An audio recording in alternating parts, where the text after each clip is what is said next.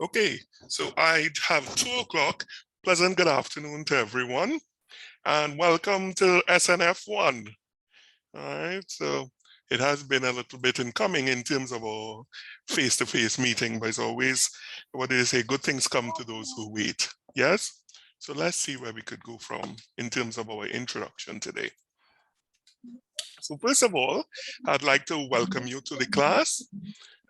In terms of greetings, I bring you greetings from, of course, all of the staff that we have here at COSTAT, those that you see and those that you don't see all of the time. You know, it's always important, I think, to acknowledge them. So let me just do so ever so briefly, shall I? Here we go. I bring you greetings on Dr. Gillian Paul, our president, Ms. Anjani Dwarka, the Dean of SnF School of Nursing, Health and Environmental Science. I also bring you greetings on behalf of Mrs. Delamay Wilson, who's the chair of the Department of Natural Sciences, on behalf of the course coordinator, Dr. Saida Sattar, and I also bring you greetings on behalf of myself, which is I will be your lecturer for the semester, and I really look forward to engaging with you as we proceed along, you know, for this semester. All right, so in terms of the duration of the semester itself, you all would have seen this. This PDF was posted on the course page. The semester began on the 12th, and it ends on the semester, it ends on the 24th. The final assessment period will be on 4th to the 17th. That's when your final exam will be. So this hasn't been, the date, specific date hasn't been finalized, but it will be finalized very soon, within the next month or so. So you will be advised of that, but just take note that the final exam will be from the period 4th to the 17th of January. All right, so usually at this point, I like to ask students, this is the only time, what do you all want from the course? You know, a good thing to know what you want from the course. So if I were to ask you that, you know, think about that. But before we do that asking in terms of what you want from the course, maybe if we introduce ourselves. So we're all friends here. So that'll be a good idea. So let me start first. So my name is Dr. Patrick Campbell. In terms of my background, I have a BS in biology from Morehouse College in Atlanta. And I also have a PhD from Morehouse School of Medicine, also in Atlanta. Stayed in Atlanta for a hot second. And then COSTAT called me home, and I was too glad to come again, to come back. Because, you know, one of the things in particular, I would say what we take for granted over here, I would say, is the sun. You know, living abroad gives you a bigger appreciation for the very simple thing of sunlight. Whereas over there, in particular, when autumn and winter rolls in, you just have to dress appropriately. But here, as you well know, you can just throw on anything and jump outside. But that's one thing I missed, in particular, the sun down here. What do I like? Well, I like West Indies team, even though there's given me frustration at times, but you gotta love them. And I think that love for the West Indies team started at an early age. My father was an umpire, and he is also an ardent follower of the West Indies team. And interestingly enough, back then we didn't used to have it, cable didn't exist as it does now. So we started see in terms of hearing the games live.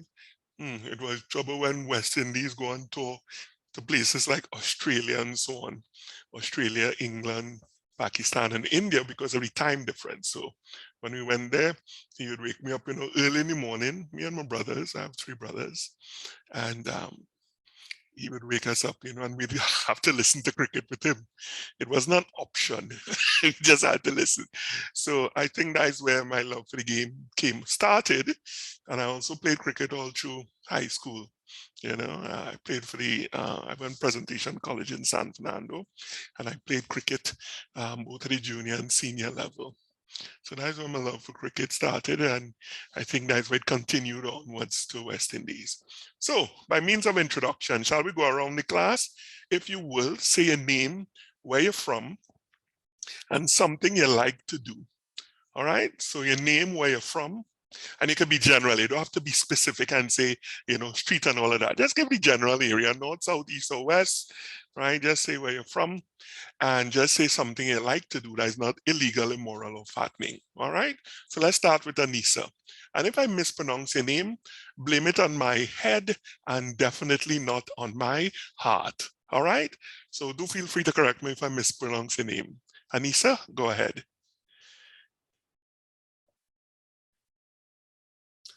Now, Mark, if you're not feeling up to it, I'm not mad at you.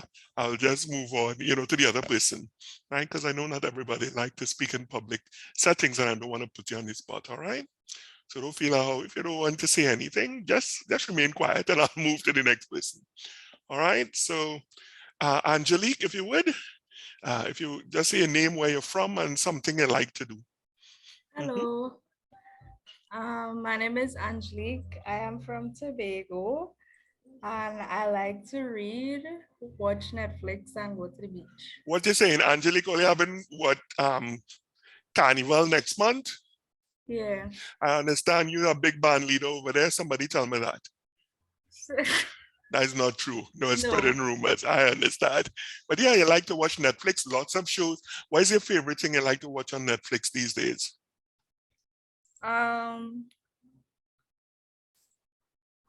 Thrillers. I really like thrillers. Thrillers. What's the last good one you see? The Clue of Hitch Killer. I hear you. I hear that. That is very good. It's always good to have a diversion, from all the things that you do, not only relating to schoolwork, but generally. So watching thrillers, that is nice. Well done. Glad. Thanks for sharing with us. Okay, so who's next? Bernadine. Just say a name, where you're from, and something you like to do that is not illegal, immoral, or fattening. Go ahead, Bernadine.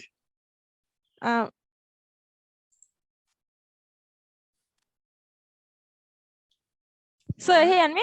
Yes, I am. Go ahead. Okay. Hi, my name is Bernadine. I'm from Penal, and I like football, watching movies, and sleeping. Bernadine, do you play football yourself, or you just like to watch it? I like to watch it. I used to play it while I was in school, but what you saying? anymore. What position you used to play? I was just on the bench. I was a goalie.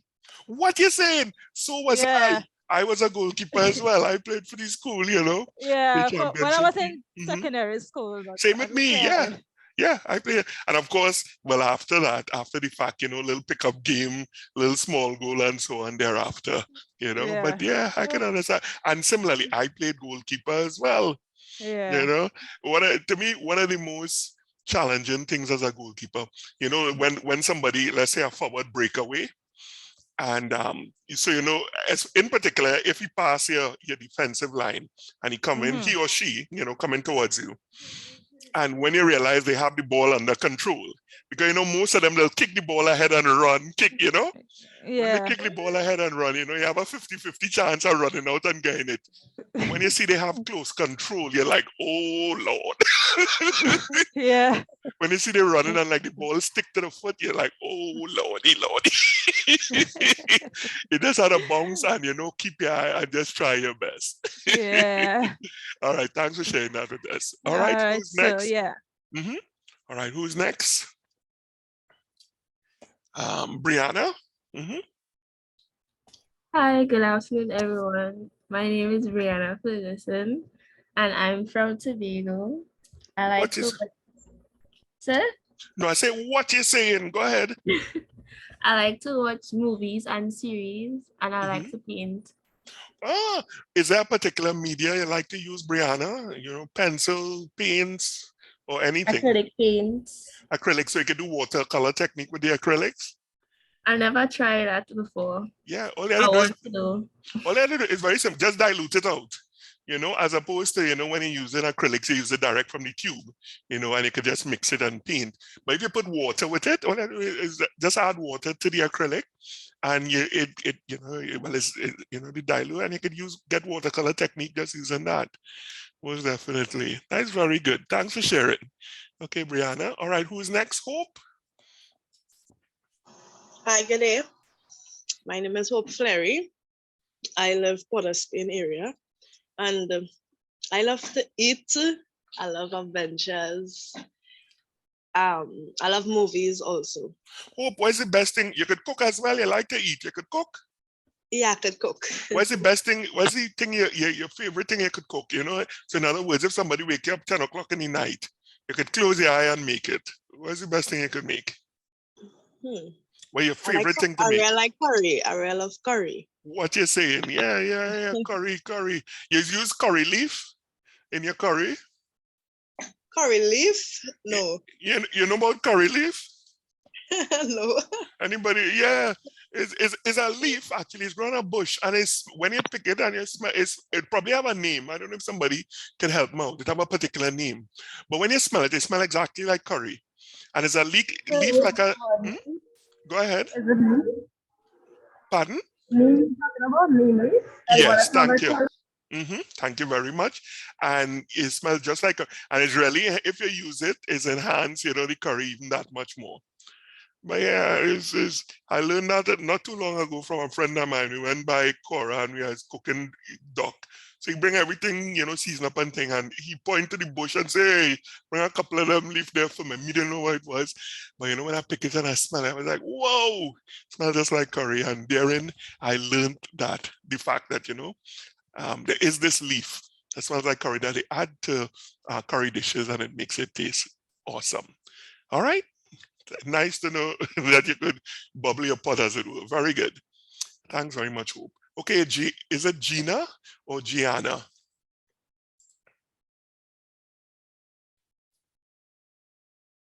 Hi, sir. I think she put she information in the chat. Oh, okay, no problem. Let me see. Oh, yes, Gianna John from Superior. Like watching true crime documentaries and cooking. Okay, thanks, Gianna. And Anissa, I'm from Tunapuna. I like to spend time with friends and loved ones and sleep. Never underestimate the power of sleep. Thanks, Anissa. All right, so let's see who's going. Yeah? So my name is Zara O'Brien. I'm from Arima. And I enjoy watching documentaries on scientific research, specifically in the area of medicine. When was it? Was the last good one you look at, Zara? Global warming. Yeah, that is well, it have two. Yeah, of course, it have two theories on that. That one is there's a group of people think it's a myth, and some people who think it's true. Tomato, as it were. All right. It's like on the Arctic, and like the latest things that America bring out now, like to do research in the Arctic and stuff like that. Yeah, so there's a lot of people who believe that and some space science. I also like to watch things, scientific stuff. That is my love. Time I was watching, I don't know if it's true, but I was watching a show up to about a month ago on YouTube where a man do a space jump. He jumped from the Earth to the moon. Yeah. No, from the space shuttle thing. Right. He was in, or the space station. Oh. Yeah. Wow. The space station that the circle around the Earth. Yeah, the space station. Correct. That's fantastic, man. What you're saying. I was glad. I don't believe that's true, though. I don't believe that's true. True. With YouTube, sometimes you gotta watch it, as they say, with a grain of salt. What you see there, but it's very interesting. And very, very interesting. All right. Thanks a lot for sharing that with us. Okay. All right. Who's next? Jamie Lee? Hi, good day. I just joined. Yes. So we just introduced. Just say a name, where you're from, and something you like to do that is not illegal, immoral, or fattening. And when you're talking about where you're from, you can be general. You can say north, south, east, west. Okay, well, I'm from South. My name is Jamie Lee. Sorry, I sound like this. I have a little minor cold. I'm a mother of 2 boys and currently on my 3rd baby. What you saying? I enjoy spending time alone, to be honest. A little quiet time. I love listening music, and yeah, that's a little bit. That's great, man, Jamie Lee, right? Yeah. And obviously you're at peace with yourself, so that how you can spend time with yourself. I know. Yes. Just the fact that you could say it. Recovering. Yeah, Yeah. because there's so many people who cannot spend time with themselves. Yes, So they always have that to is be on true. the go, or they always have to be in the presence of other people. So it's Yes. really refreshing to hear that you could do that. And Yes. it's Yes. good. Yeah, so you have 3 young ones. It's incredible how time will fly out. You blink twice, Yes. and next thing all of them at start at university, you know. I can't It's wait.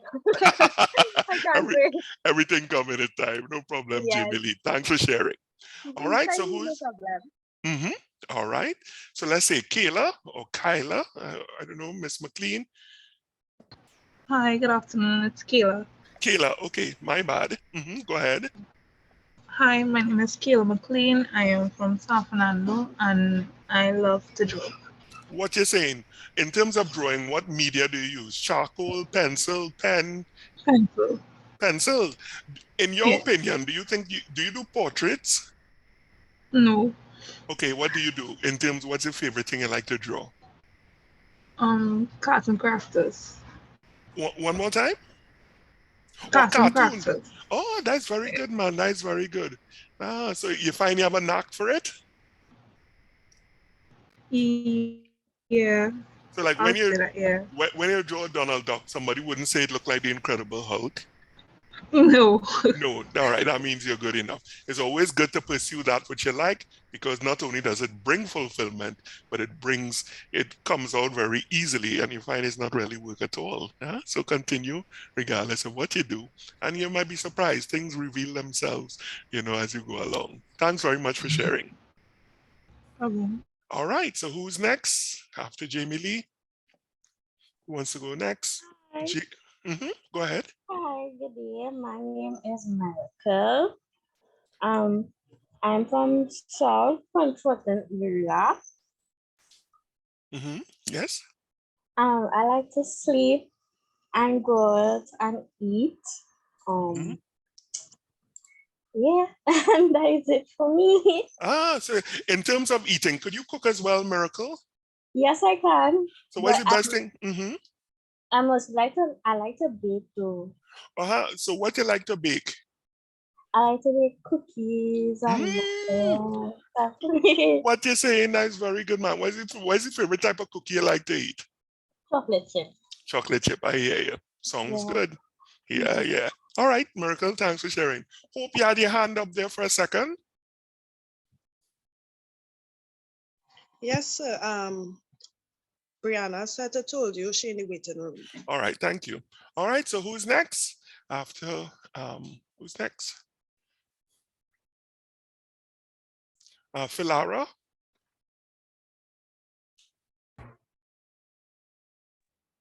Hi, good afternoon. I am Falara. Oh, hi, Philara. I just transferred from hospitality to the nation. I like watching this cricket as well as they hit my heart as well. Love football and cooking as well. In terms of football, what is it? You have a favorite team you like to watch? I like Real Madrid. Well, you choose the best of the lot with Ancelotti and company. You can't go wrong there. Well done. You're back in a good horse. My team is Liverpool in the English League. Right now, they're going through a transition ever since they get rid of their star striker. So we'll see what happens. But Real Madrid, very good team. Thanks for sharing. All right, so who's next?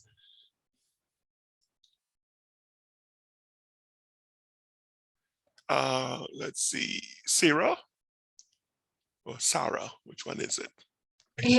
Hi, my name is Sarah. I'm from Arima and I like to try new foods. I like cats. I like to travel. I like to walk. I like to watch movies on my mini projector and I like zip lining. What you saying? In terms of zip line, where's the most interesting place you've been to zip line? In England. What you saying? I think it had one place in Trinidad, but when I went on vacation, I went a different type and it had all these different things to do and zipline was included in it. And it seemed to have stoked your fancy, as it were. You like it? Yes. Excellent. That's very good. Seemed like you like the outdoors and so on. So I'm guessing Yeah. COVID was a bit of a challenge for you then, yeah? Yes and no. I liked being at home, but also missed being outside. I understand a bit of both. Anyhow, Yeah. fingers crossed that behind us. So Yeah. now we could, go ahead and interact and so on. Thanks for sharing, Sarah. All right. Thank you. Who's next? Shaliza?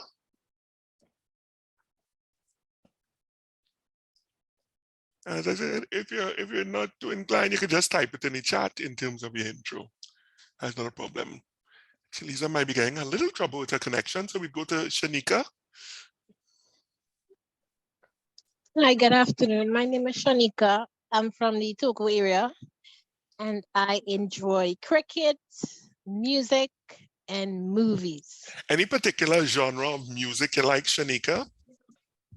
Any particular type? Gospel.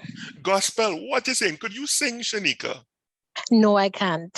Oh, okay. You're just saying that because you had a bit of worry that I would ask you to belt out some lines. And you say, let me take in front before in front take me. No, I definitely can't. Okay, fair enough. Because usually I like to ask people, if they could sing Amazing Grace. That takes a bit of voice control. I'm sure maybe in your spare time or maybe in the bathroom, you do belt out a couple notes, yeah? To myself, yes. I hear you. No problem with that. I'm not mad at you at all. Thanks very much. All right, so who's next? Did I miss anyone?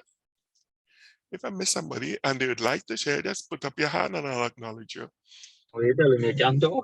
Hi, sir. This is Shalisa. Shalisa? Yes, go ahead. Go ahead. I am from Barpole, and I like to listen to music. I mainly listen more like Kelly Clarkson and stuff.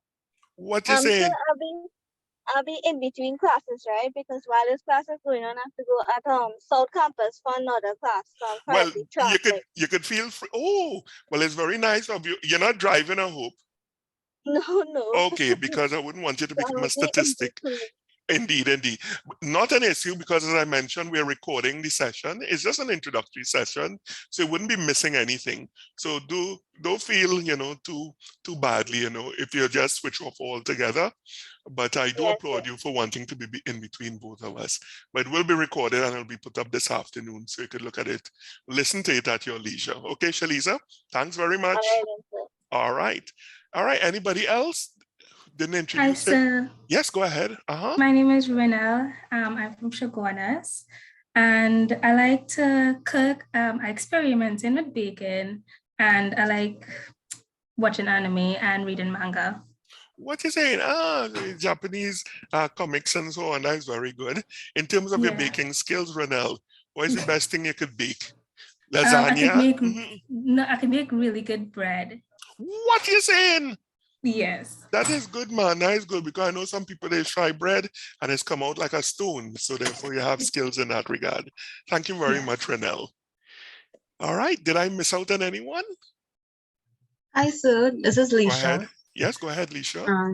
I'm from Woodbrook and I like music and to listen to music. I like to dance and crochet. What you're saying in terms of dancing, what type of dancing we're talking about?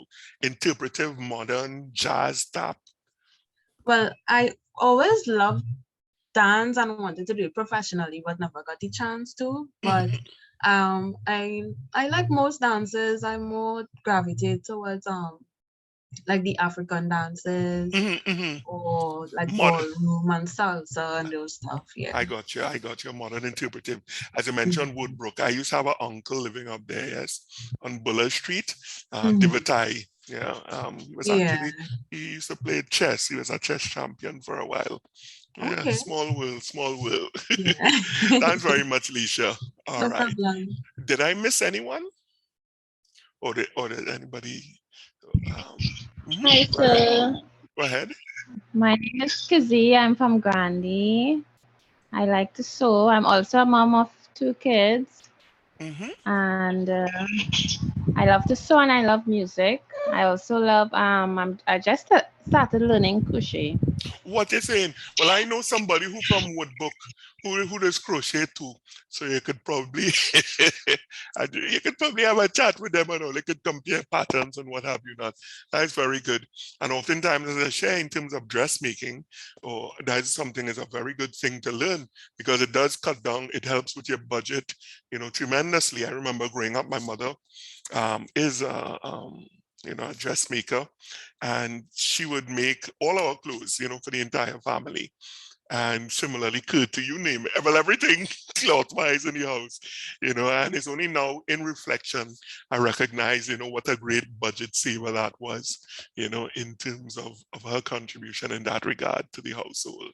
So, yeah, so it's all good. And I think maybe that is one thing I would like to, pursue in terms of, well, tailoring first. And then if I have time, we'll see what about the dressmaking aspect, but definitely tailoring, that is something that is very, very useful, especially when you send clothes to the laundry and you realize, if you looking to get something made, you recognize when they bust price on you, you're like, what? Thanks for sharing that. Anybody else?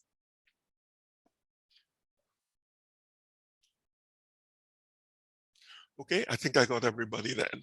All right, so let's go ahead. So in terms of requirements, so I'll ask the question again. What in particular you would like from me? This is the only time I do ask the question. Is there anything specific you would like from me?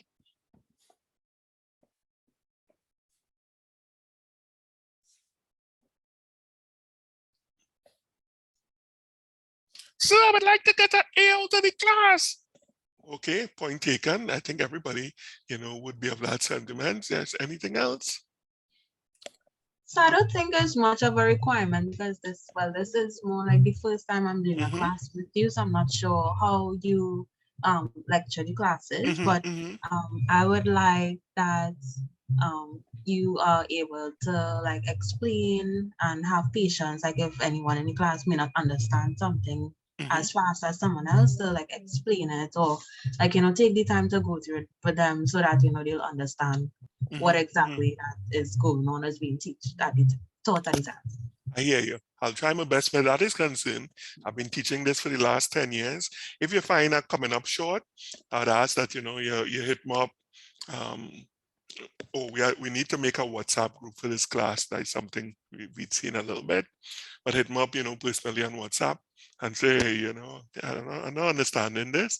And by all means, yes, I have no problem. I enjoy what I teach, and I have great joy in actually trying to break it down. So if it is you're not getting if you find I'm moving too fast, just let me know privately, and I would slow it down or get some extra material for you. Or anybody, when I say for you, I mean anybody in the class, to assist you in that regard. But I will try my best in that regard, yes. So thanks for bringing that up. Anybody else? What you'd like from me regarding this class? So I was going to say the same thing, just basically a proper breakdown of the topics and them. Okay, I'll try my best. That's all. I wouldn't say, yes, I will do that. No, I can't say that. That would be falsehoods. I just try my best. Okay. Anything else? All right. So that seems to be the major thing. Yeah, go ahead. So can I ask, like whenever we have exams or assignments, some feedback would be nice. Feedback, This is my first time in your class, so I don't know if you give feedback on exams, but that kind of helps us in case probably if we have to do over the class, we would have a better gauge of time. Okay. I'd look to do that with regard to Dropbox assignments. I'll look to post comments on it so that you'll be able to. That's a very good point you raised there. All right. Anything else? Yes, the feedback on the activities that posted would be really appreciated. Let me take note of that.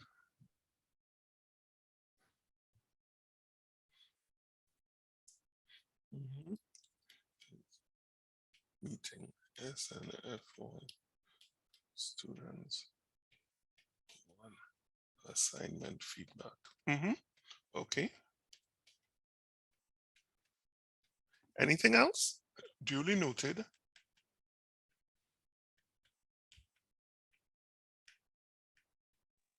I was just wondering for labs, if you'll be having labs. Are you teaching your labs? Oh yes, most definitely. Am I the teacher for your labs? Am I a lab lecturer? Yeah, so I am your lab lecturer. That was a trick question, really.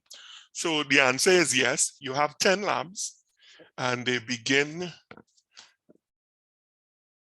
So right now, some people might be getting a bit perturbed that they're missing out on labs. Absolutely not. The labs themselves, they start on.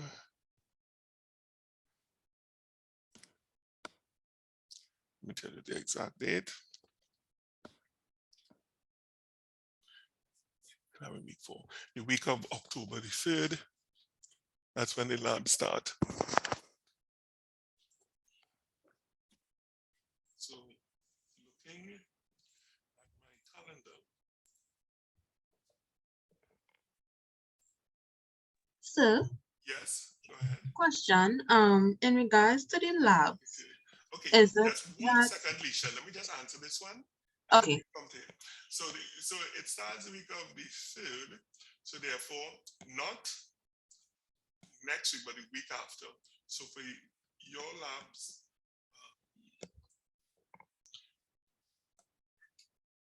will be on. What day is your lab on? You should know that. Yes.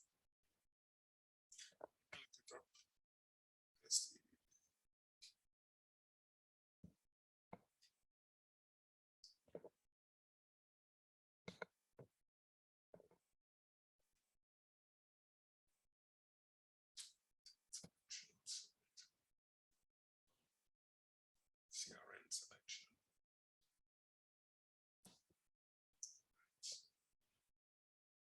What's our CRN?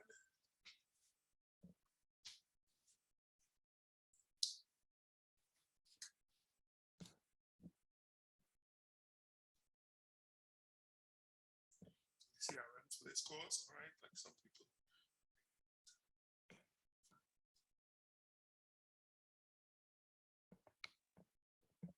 Excuse me, sir. We're not hearing.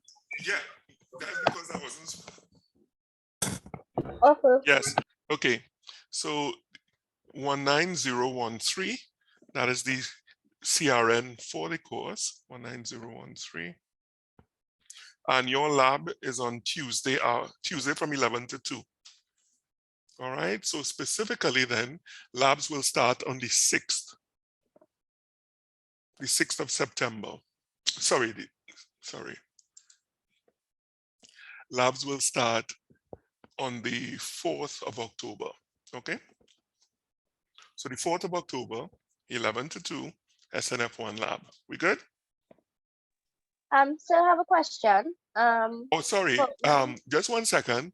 I just want to make sure if somebody else, was it Leah? Who was it was asking a question? It might have been before you.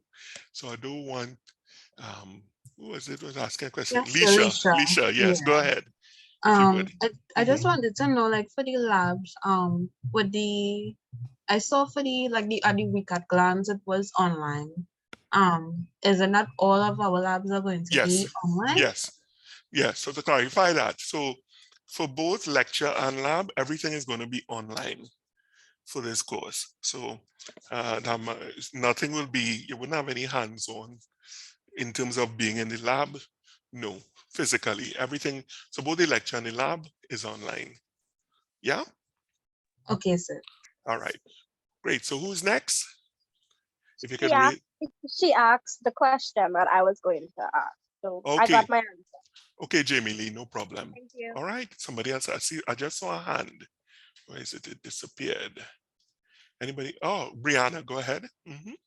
So I saw that we have a group assignment. What we have to really do for that assignment? Okay, so the group assignment for the lecture. Thank you, Brianna. I was going to speak on that. So I put it up it went up today. So that if you were to look at the breakdown of your grade, let's see if you could go to the Let me jump out of here. Let me see if I could go to the course page.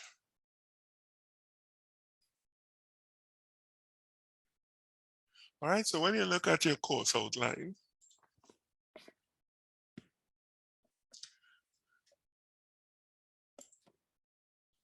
it'll come up in just 1 second.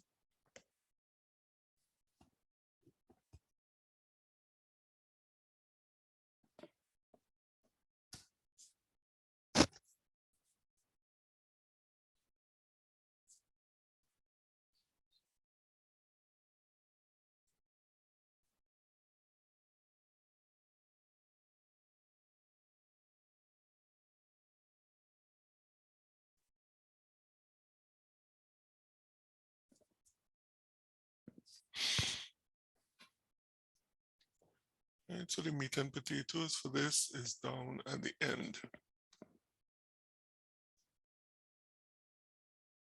Right. So when you look at the course itself, this is the mark allocation. You have 2 in-course exams, each one with 10%. You have activities, 5 activities during the course of the semester that are worth 10%. There's a project grade of 10%. The lab sessions are worth 20, and the final exam is worth 40% of your grade. So in other words, then this is a contributory mark to your final grade, the project itself. All right. I don't know if that answers your question. Yes, So sir. so in other words, so for those of us, and let's have a look at it. So the project itself,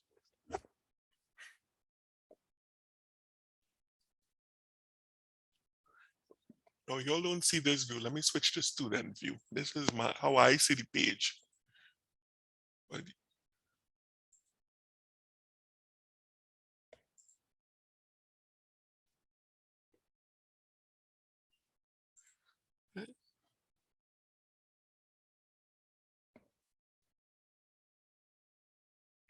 And this is how you all will see it. So you've been broken up into groups, and the groups are chenet, guava, pomerac, pomsite, and rambutan. They're all fruits, local fruits, which are all not only delicious, but very nutritious, right? And if you could get them, that's fine. So group chenet is from 1 to 6. All right. So just have a look at this for a second. All right. Just give me 1 minute.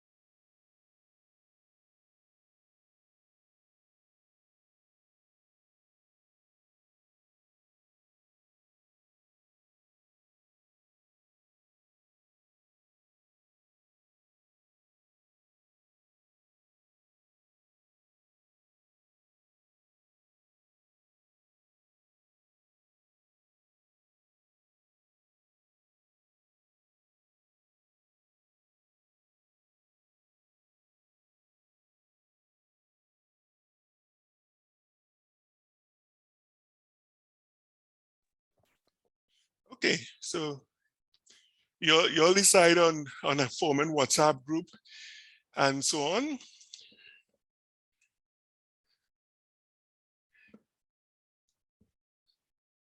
No? Not yet? Yes, sir, we have a WhatsApp group. Right, so based on, so these are the groups. So in other words, the assignments, so these are the groups you've been put in, right? So what past classes have done, to communicate among yourselves, let's form a WhatsApp group, Group Chenet, Go Over, Pomarak, Pom City, and Rambutan. And this is the question itself. All right, so it speaks about hearing. So this is just a preamble, and it describes the project here. So you have 4 diseases which you'll have to do a write-up about. So you have to choose one out of these 4, from cataracts, glaucoma, Meniere's disease, and otosclerosis, sorry. So you have to choose one, and you have 2 things you have to submit. One, you have to do a PowerPoint voiceover, not exceeding 15 minutes, right? That is with 60%. And then you have to do a Word document between 800 and 1200 words on the topic itself. When you're finished, right? When you're finished, do this. For the PowerPoint voiceover, turn it into a YouTube video. And I'll be posting the links of how you could do that. Anybody here knows how to do it, by the way? Okay, it's not difficult at all, I assure you. All right, but I will post the link, the YouTube link, and notwithstanding the link, I will also be giving demonstration on how to do that conversion. But when you're finished, there will be a Dropbox where the only thing you'll be submitting is the link for the YouTube video. Well, 2 things. Well, yeah, so there'll be a link. So in terms of the recorded aspect, you'll only be submitting the YouTube video, but that link you'll be attaching to your Word document, right? So at the end of the Word document, you'll be putting in the link for this. And it's only that link will be marked, because some people like to use other formats. It does not work. So it's specifically just the link for the YouTube video. If come the deadline date, and the deadline date is December the 12th at 11:59 p.m. So you have until, so what today is? Today is September the 22nd. It's October, November. You have virtually 2 months, well, almost 3 months to do this activity. Is it difficult? Absolutely not. If you sit down with your group for a period, let's say a weekend, it could be finished. In fact, if you sit down solidly for like 4 to 5 hours, you could complete this entire task. All right, so come the date itself, I assure you, it happens every year. Every year, people ask for more time, or they don't finish it, or they come up with excuses. Well, my internet breakdown. Let me just state from in front, after this point, I will not be taking anything. I will not be accepting anything. You'll get a 0. So please, do be mindful of the date and get it in before then. All right. In terms of specifically what they're asking for with the PowerPoint, here's a marking rubric. It tells you what we're looking for, what you're being marked on for the 60%, right? And also for the Word document, which is Word 40%. So it's 2 things. It's a Word document write-up between 800 and 1200 words, and you'll be doing a PowerPoint in which the members will come together and record it, the PowerPoint. So it's a PowerPoint presentation and also a write-up. So the Word document, this tells you what we're looking for and how much mark each one is worth. All right. So once you go through this document, and if you do have further questions, do hit me up. We do have a WhatsApp group for this class. Or do we have a WhatsApp group for this class? Yes, sir. I don't know if y'all could add me to it. And let me just say this much. Please don't put me on as an administrator. I will be just a member, and I'll only be there for the purpose of getting access to me rather quickly. I'm very good at WhatsApp. Whatever you say there in the WhatsApp group will not be held against you, nor will I quote you on it, because I'm just a member. It is outside the purview of COSTAT, so you can't be quoted, you can't be, penalized for any. So in other words, feel free to say whatever you want in the chat, and I will not hold it against you, because like I say, I'm actually there at your pleasure, as it were, So if you could add me to the group, I'll really appreciate that. I do find it's a very quick way to communicate to the wider class. All right. But as I said, I will not be an administrator, nor will I tell you, hey, what's that you're saying? Stop saying that. No. I'll only be there to answer specific questions directed towards me, and also to communicate things relating to the class. All right. But I wouldn't be there in terms of being an administrator. At that point, I'm not a teacher or anything like that. Okay. We good? So let's think a little admin. Yes, sir. All right, great. So as I said, you could say whatever you want. It will not be held against you, nor will I quote you.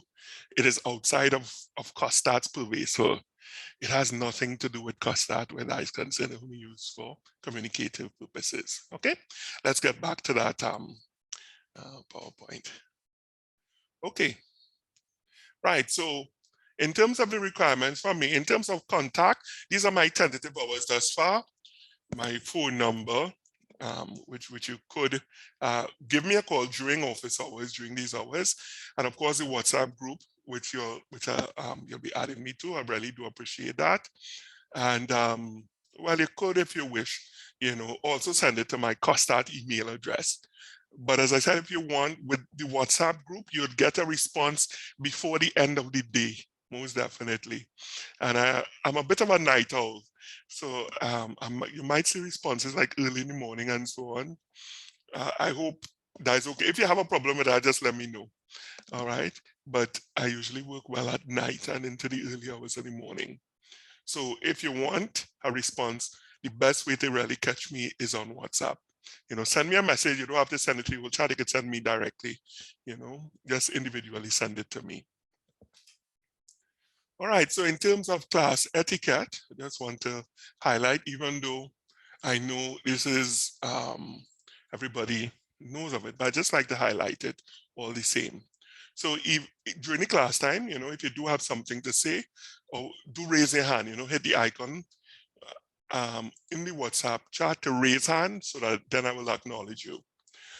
Try to respect your colleagues by avoiding talking over them. If somebody is speaking, let them finish. Don't try to interject and speak over them. Respect your teacher. You mightn't like me as a person. That's fine. I mean, these things happen, but you do have to respect the fact that I am your teacher. So therefore, if you do have an issue with me, please don't go toe-to-toe with me in front of the class. If you do, I will just simply close the class off and put it for another day. Some people, they like to have a forum, to exhibit themselves. Wouldn't happen with me. So I just ask you once again, if you do have an issue, deal with me privately one-on-one. Don't do it in front of the class, because if you do, I'll just close the class down. All right.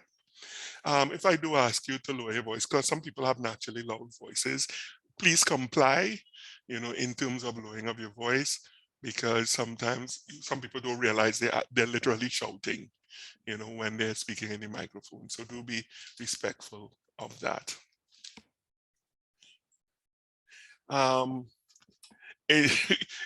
Now, this might sound funny, but cell phone usage, if please remember to mute your phones during the class time. And if you do get a call, mute your microphone. You don't want to have, all your business, as it were, in front of everybody where that is concerned. All right, and these are the assessment dates.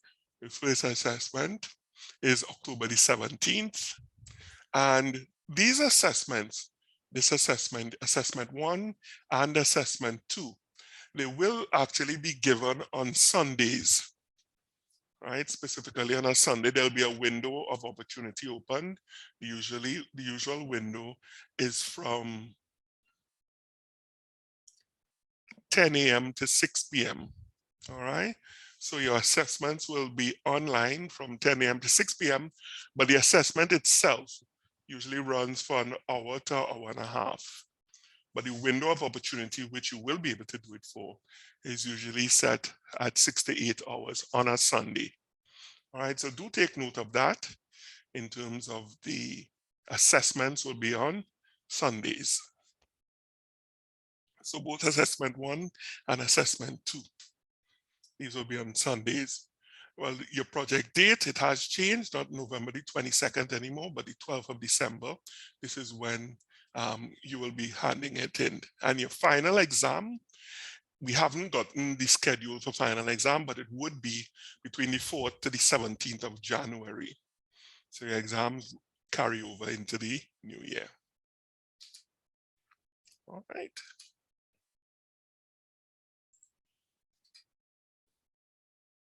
Any questions thus far? Nope. All right. 2:53. I said I wanted to keep it close to an hour. We're almost finished.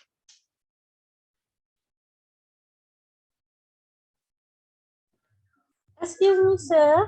Yes, go ahead. Miracle. So how often we will be having class? We like all the scheduled dates, we will be having a Zoom session.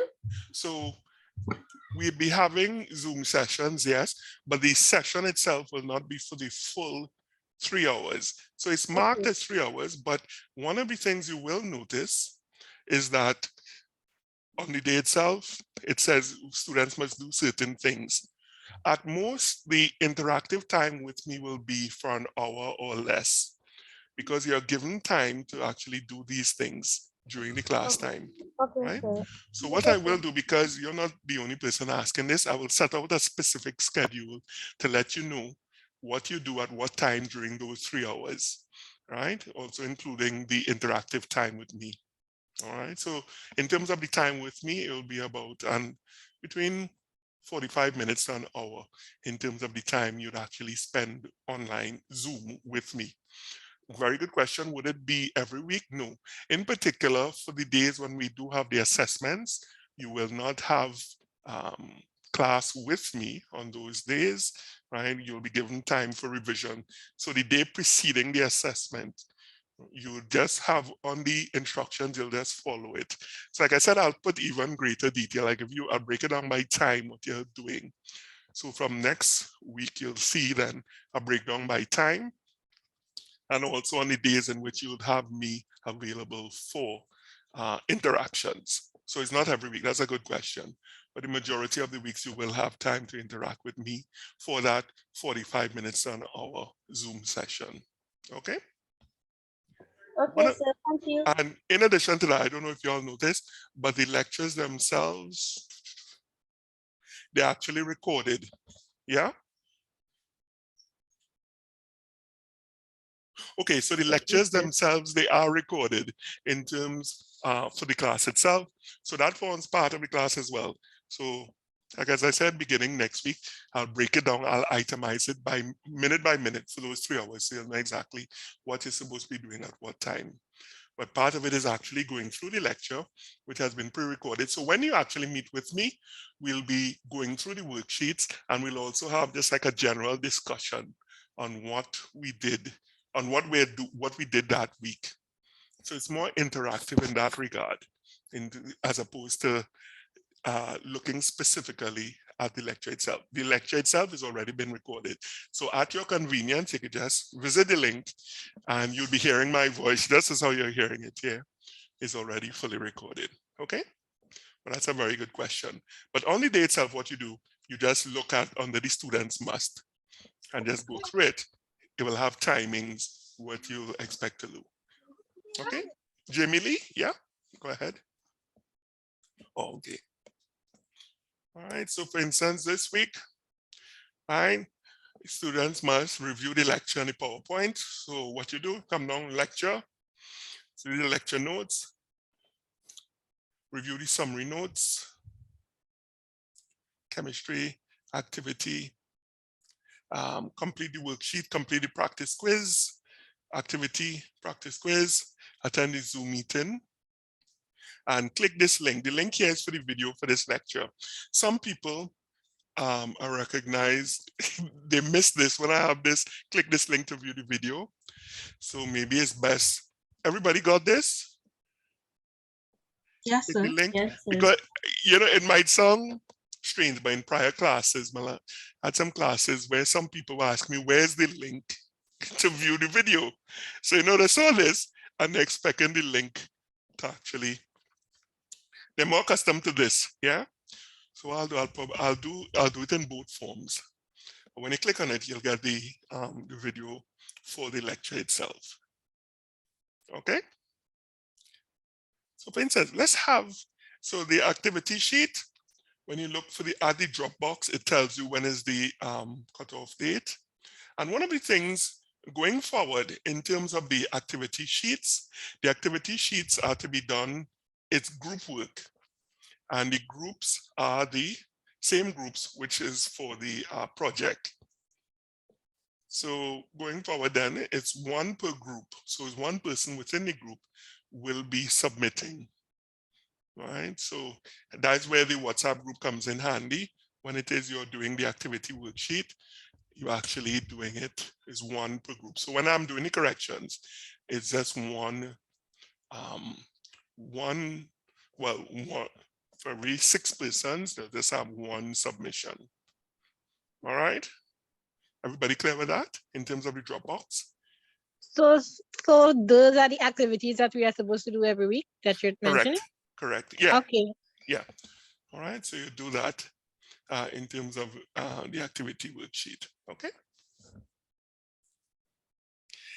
Any other questions? So beginning next week, right, what you will be seeing, you'll be in a little more detail in terms of your requirements. Will be broken down by time, right? So you'll see, you'll have to do some reading first, and then you'd see me come in, you know, after about an hour, and then I'll be there for like 45 minutes, and then there'll be other activities for you to finish where that is concerned. If for some odd reason you're not getting through with the Zoom link, which is, if it is you don't get through, one of the things you do is, of course, contact me on WhatsApp, right? If it is you contact me on WhatsApp and you're not getting through, give me a call. Now, probably to make life even simpler, could we appoint, or think about it, you know, could we appoint, let's say, a class representative? Yeah.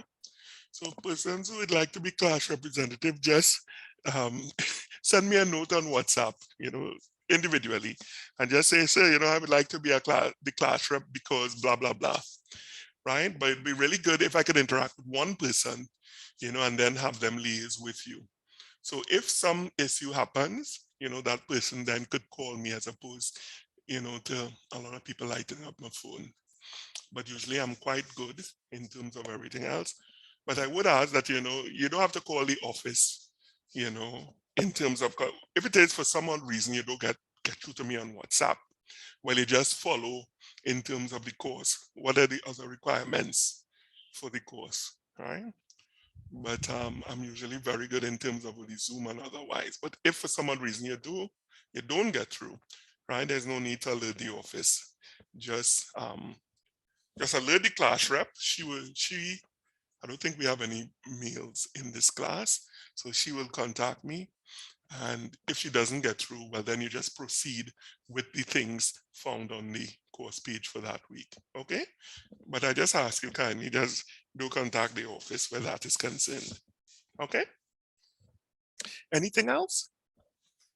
Yes, sir. Go ahead. For the first set of work that we had to do, I attempted to do the activity sheet because I didn't know it was like a group thing. Oh no, that's fine. All right, so should I? So the first one, you did this one as well? The second one? No, not as yet. Oh, the just first one. Yeah, that's fine. Yeah, the first one was supposed, well, you all wouldn't have known, so it was supposed to be done individually. Just going forward from this one is done as a group. So that's fine, Leisha. Okay, no problem. Thank you. You're welcome.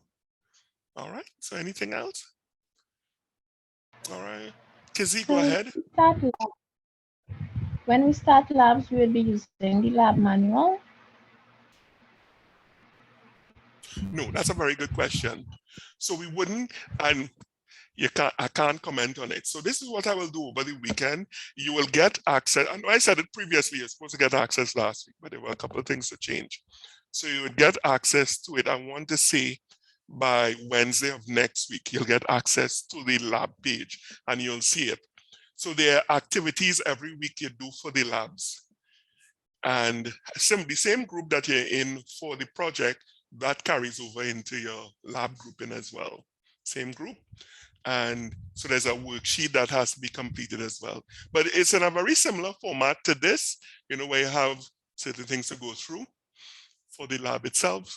And then it ends with you submitting that, the lab quote unquote, you submit it into the Dropbox and that'll be it for the activity. So for the lab itself, similarly, there are 2 assessments. So there are 2 assessments and there are 10 labs to submit, 8 labs to submit as well. So 2 assessments, 8 labs. And again, for the lab assessments, they will be done on Sundays. Everything will be done on a Sunday for convenience. And again, too, when you do have the assessment on the Sunday, the week prior to that assessment, you will not be having a face-to-face meeting with me. So you will be able then to do, that time will be set aside for revision. And then come the Sunday, you will actually have the assessment. So 2 assessments. So you will see it by Wednesday. The shell will be put up. So after the shell is put up, I don't know if you could just hold on, then you could ask any more questions relating to it. But the lecture and the lab shells, 2 separate shells where that is concerned. And again, the lab runs for 10 weeks. And the reason for it running 10 weeks, as I mentioned, is that it is just some of the things you don't do it does not align with the lecture. The lecture period is 15 weeks, whereas the lab is 10. So therefore, that's why it's shorter, and that's why it starts 3 weeks into the semester. Okay. I don't know if I answered your question. Yes, sir. Okay, great. You're welcome, Kizzy. All right. Any other questions? All right. But if you have any, I don't know if you admit to the all right, when you do admit to the group, the group, do contact me there. That's a WhatsApp. As I said, very good at WhatsApp. You would get a response before the end of the day if you hit me up on WhatsApp. All right. And again, give thought. If anybody would like to be the class rep, just hit me up on WhatsApp and let me know the reason why you'd like to be class rep, and I just choose somebody. Or maybe I could just do it simply. The first person who actually respond will get to be class rep to make life even simpler. Or I need to give you all my number. That might help. Would that help? Or you all could get it otherwise for WhatsApp. So what are the functions of the class rep? So, okay, that's a good question. So just as a go between myself and the wider group itself. So if there are any particular concerns, let's say from the group, they could speak to you, because sometimes some persons might feel a little bit intimidated speaking with me, or might feel a little bit uncomfortable. It's easier to speak with your peers, with your friends in that regard. So, they could talk with you. So in particular, if there are any concerns you bring, you could talk with me and I would listen to them, any specific concerns.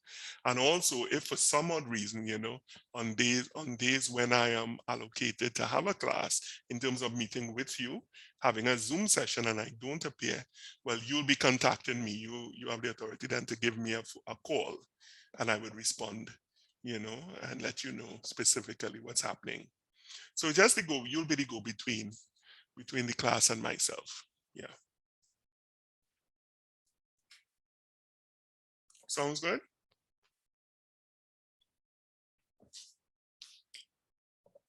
Yes? All right. Yes, I think that will help someone to make a decision. Pardon? Knowing the function. Pardon? I think that will help everyone to make a decision concerning the functions. So Yeah, definitely. All right, let me see. Jamie Lee has a question. So can you just repeat where we go to view recorded classes? That's a very good thing. On the course page itself, Jamie Lee, I would post, like at the bottom here, you'd see link from last week's recorded class or from this week's recorded class. I will post it at the bottom of the page. But that's a good thing. I like what you're thinking there. If I put up, Thank you, sir. yeah. So it'll just be on the bottom of the page, the link. That's a very good question. Come someone add me to the group if you can, 278, right? I better send a message as well.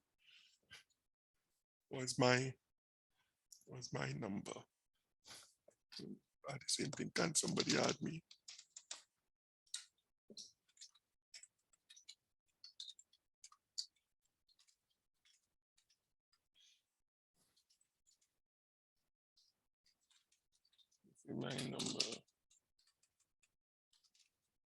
My number is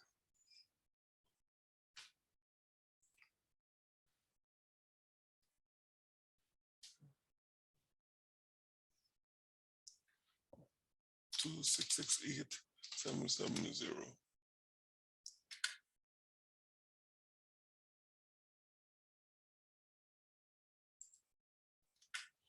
I don't know why. Oh, I see why the problem.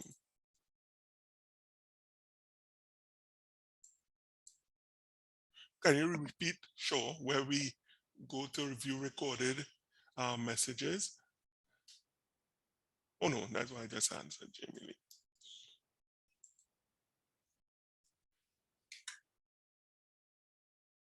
All right, so that's my number there, 2668770.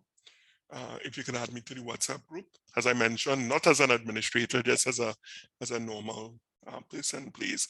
And I will be but a member. I will not be commenting on anything you say. I will just be there for communication purposes. And it is outside of COSAT purview. You will not be held accountable for anything said in the group. I give you that as my word and my bond. Okay?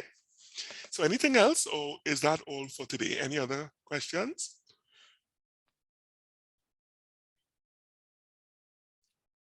All right, so you want to have a look at the activity sheet from last week. Let's have a quick look at it and then we call it a day, okay? So let's see. All right, so anatomy and physiology. What is the difference between anatomy and physiology? What's the name of this course? Excuse me, sir. Yes, go ahead. I don't think I get added on to the group as yet. I sent him a number, so I don't know if anybody saw it. What? I have no idea. I have no control over that. I have So no control. Yeah, so you're just asking.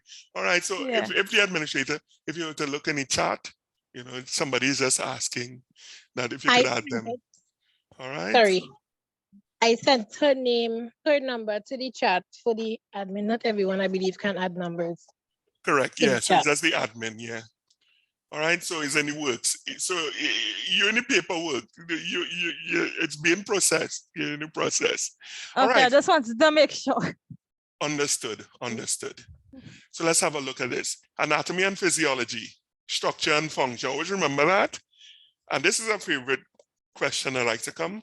Structure and function, just remember the name of the course. So anatomy refers to structure, whereas physiology refers to function. What's a nice way to remember it? Phonetically, physiology sounds like what letter? When you hear physiology, what does it sound like? What letter? Physiology. The F, right? So physiology is function. If ever you see in a jam and you can't remember which one is which, right? And you see in the words, structure and function, but you can't remember which one is which.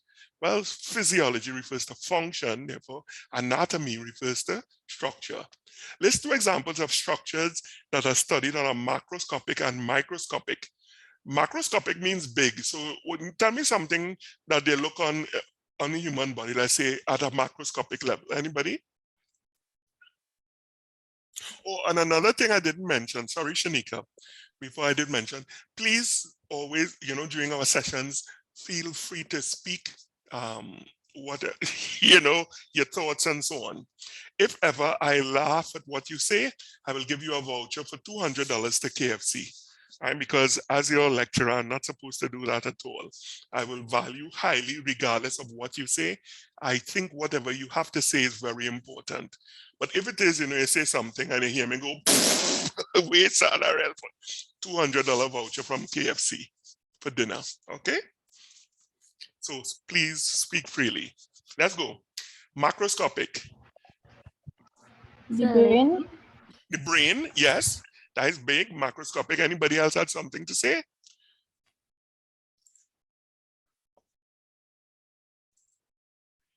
What else to study that on a microscope? Macroscopic, something big about the body.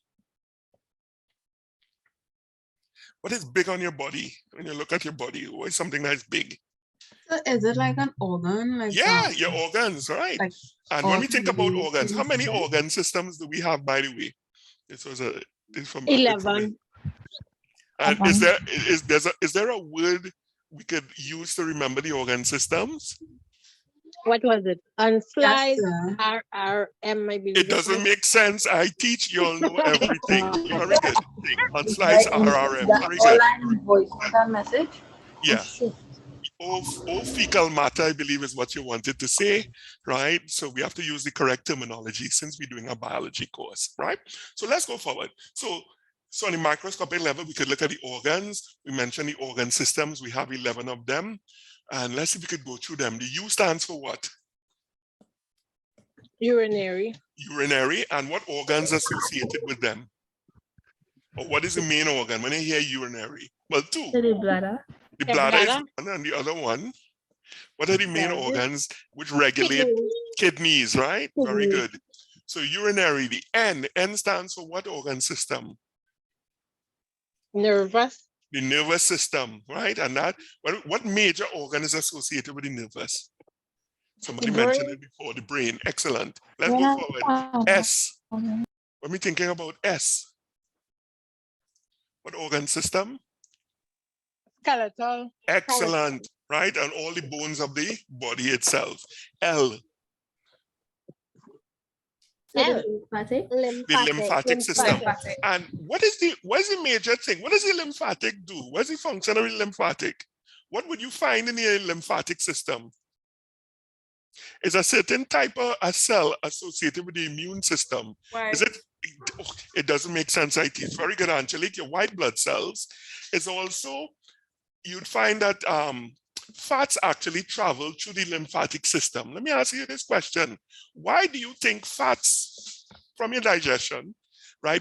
Why do you think they travel through the lymphatic system?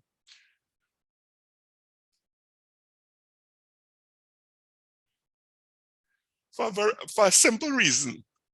All right, so they have a choice, right? They could travel through the circulatory system, right, in terms of the blood vessels, but they choose to go through the lymph vessels instead. Why you think so? So forget. So does that have something to do with absorption? Yes, but it's for a simple. It's a word, a 4-letter word. And let me see if I can put it like this. If you go to buy a shoe, why would you choose a size 7 as opposed to a size 12? Because of the there you go. Yeah, because of the size. And it's the same thing. Fats are really big, right? In terms of the molecular makeup, right? When you look at the structure, if you take the time and go through, you'd see it's long, they're long, fatty chains. You often hear them talk about fats in terms of fat chains. So they're big and they're bulky. And in fact, they're so big and bulky, if they were to travel through the normal circulatory system, they clog it up. So that's why the lymphatics are actually bigger in terms of the size. They're bigger and they're able to accommodate the fats easier. And that's why fats travel through the lymphatics. They prefer to go through there because of the size. Very good. Microscopic. Think of something. What do you look at the microscopic level? One word. 4 letters. It doesn't make very good, Bernadine. Very good. Cells. That's what we look at. And what is the brain of the cell known as? Not the nucleus, but Nucleus. The nucleus, very good, right? So microscopic level, we look at the cell and all of the parts of the cell. List 3 different fields of study in physiology. Anybody got that one? Cell biology. So fields of study, we have cell biology, that's one. Anything else? Because that looks at, remember, physiology is function. Anything else?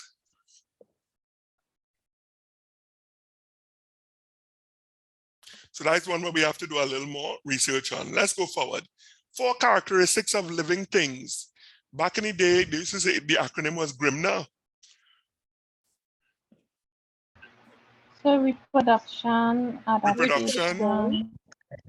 Reproduction is one. Let me hear another one. Nutrition. Yeah, they feed. Movement. One more. Irritability. Irritability. They respond to stimuli. If a mosquito land on your back, what would you do? Hit it. Hit it, yeah. And that's responding. The stimulus, the nerves in your cell, right? They send a stimulus to, via the nerves, it goes to your spinal cord and then goes up to your brain, and it's perceived as irritation. So what you do, right? Bow, you hit Mr. Mosquito. So that's responding to the stimulus, and the stimulus is that irritation caused by either 1, the mosquito landing on your back, or 2, mosquito starting to bite you.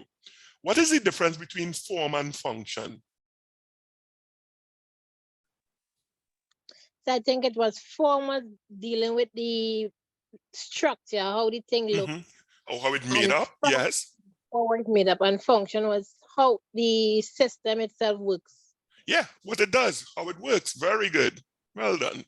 Let's go ahead. Identify the life character represented by each of the following. Building glycogen from glucose. All right, so if you're using glucose to build glycogen, what is that process known as? Going from simple to complex. So if you have simple things and you're building it up into complex, what is that process known as?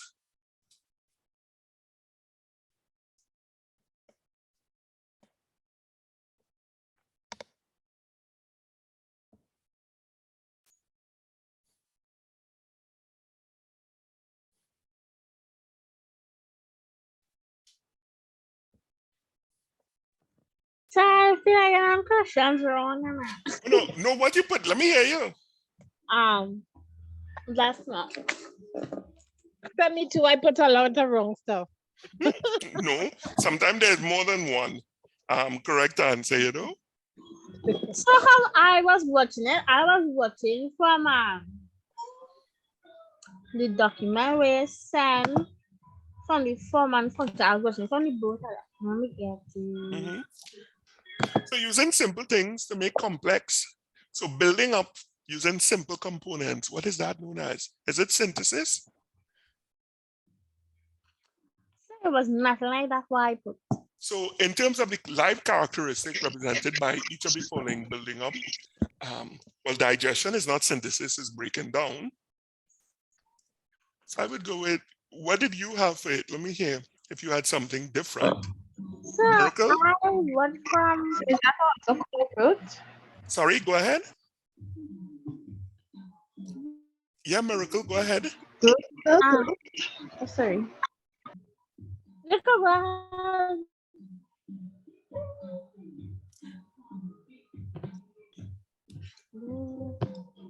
Okay, Hope, go ahead.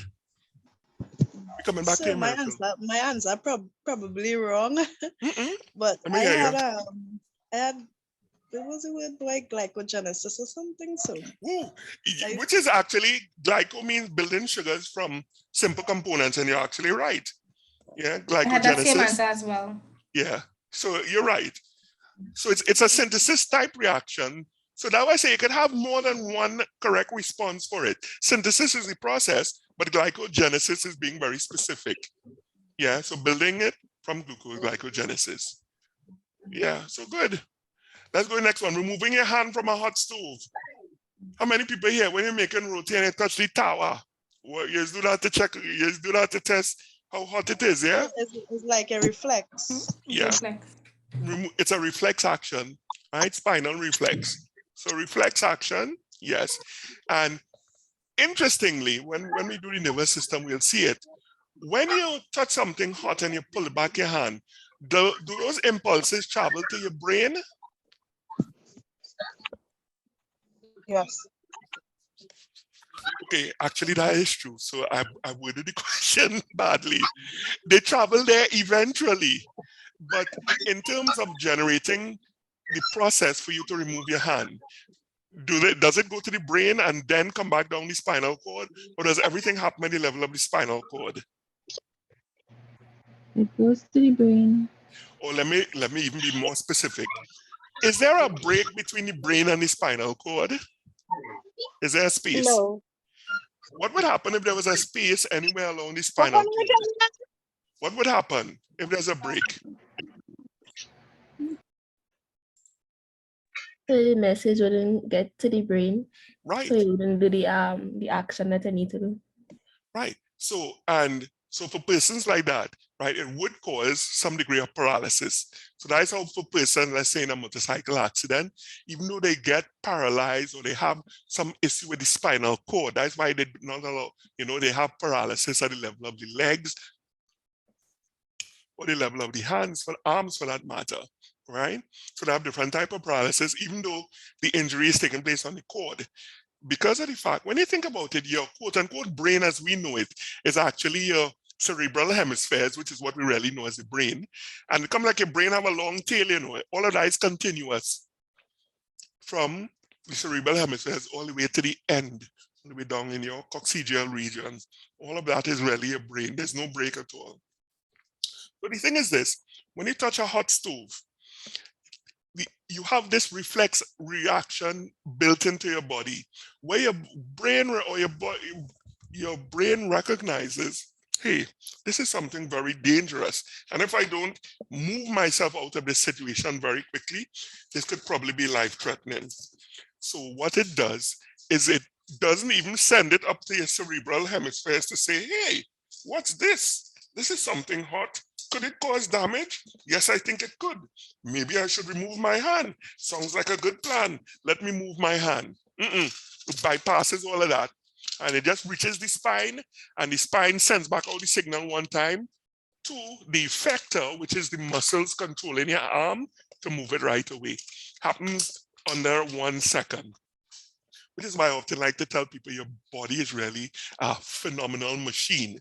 So with spinal reflexes, and one of them is touching something very hot.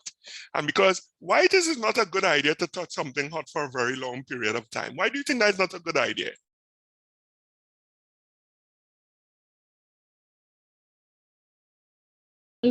Burns, sir. Yeah. Is a burn a good thing? No. No, I don't know if anybody ever get burnt, but it's definitely not a good thing. Anybody here ever got sunburnt? Yes, Yes. I have. And was there anybody here who ever thought that people of color could not get sunburn? In other words, black Yes. people or brown people? Yes, sir. And went to the beach and spent a long amount of time on the beach only to get sunburn? Say it wasn't a beach. It was outside. Yeah, I went to San Fernando on a real hot day. Yeah, and I had on something on my head. And when it was, I take it off, like it had the face spot and top of my head was covered, and it was all face dark. I was like, no. But yeah, incredible, huh? Yeah.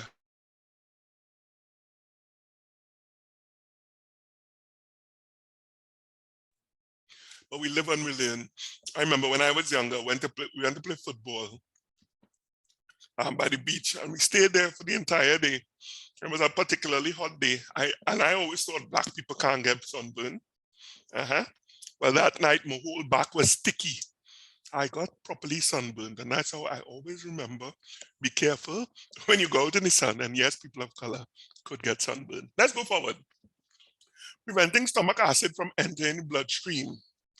What life characteristic you put for this one?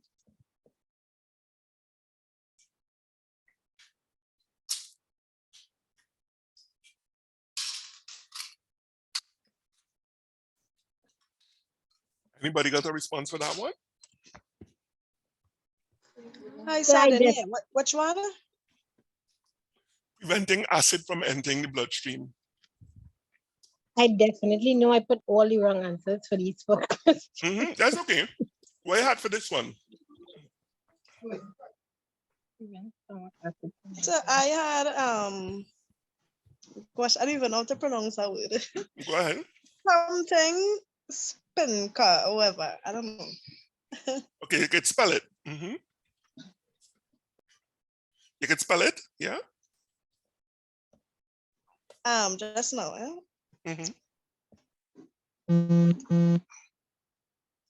So do bother. Okay, no problem.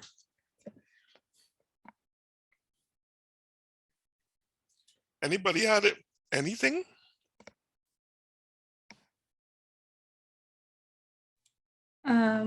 So I had something called gastric mucosa. The gastric mucosa, yeah, from entering the bloodstream. So that lines your stomach. And it does prevent stomach acid from entering the bloodstream because your stomach is in fact surrounded by numerous blood vessels.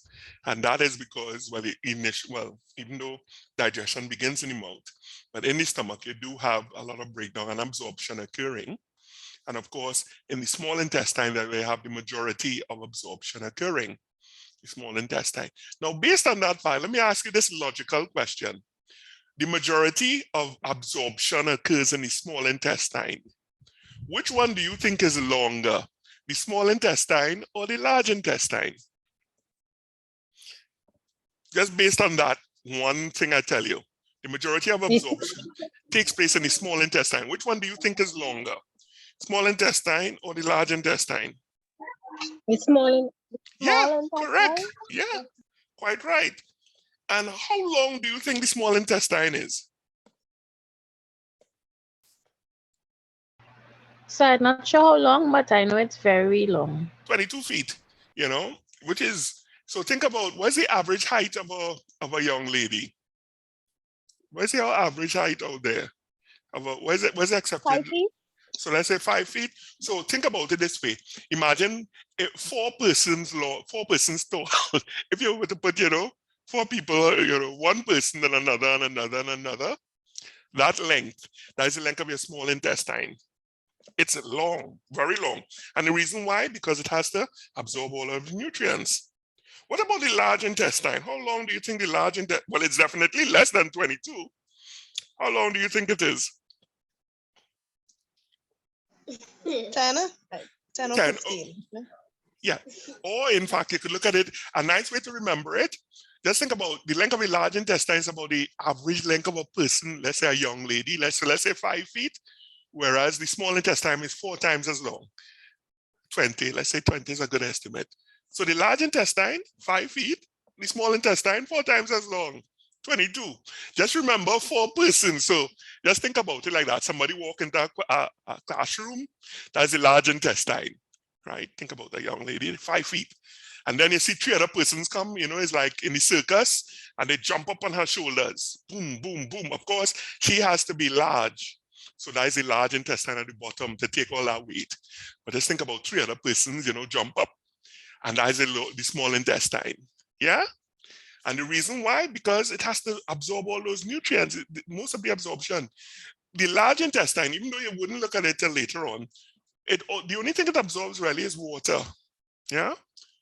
Which is why your feces come out nice and firm once everything is okay, right?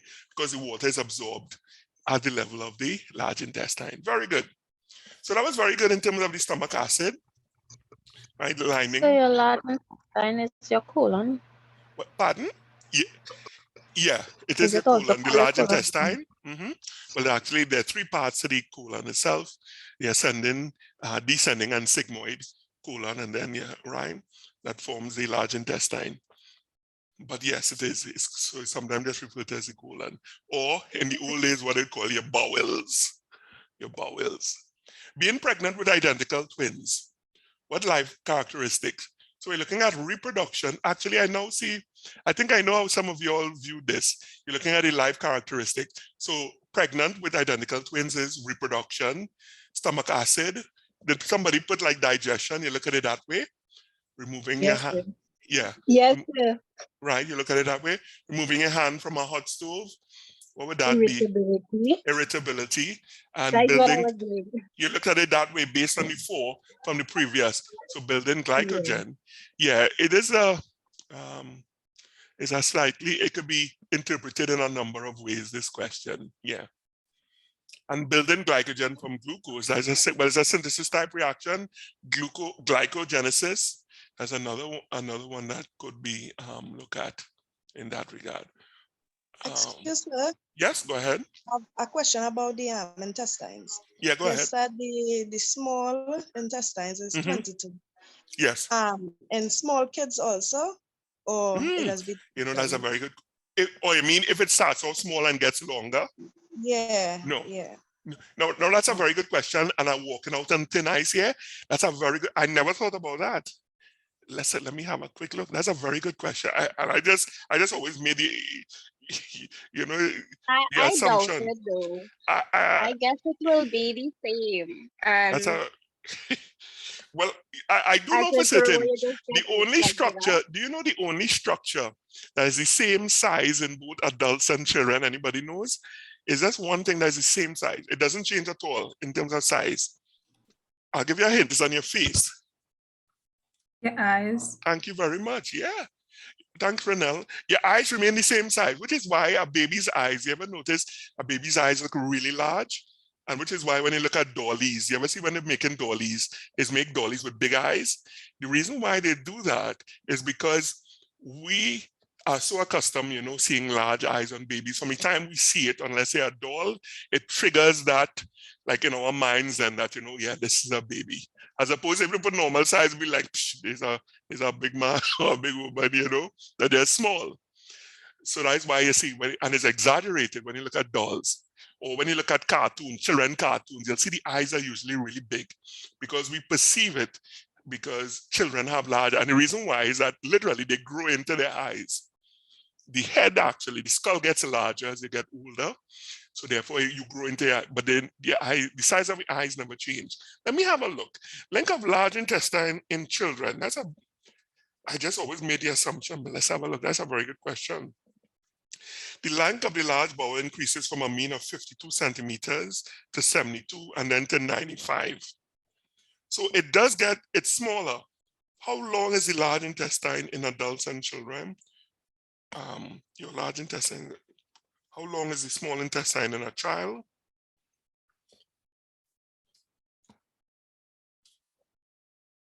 Small bowel length. Let me see. That's a very good question, which I just never.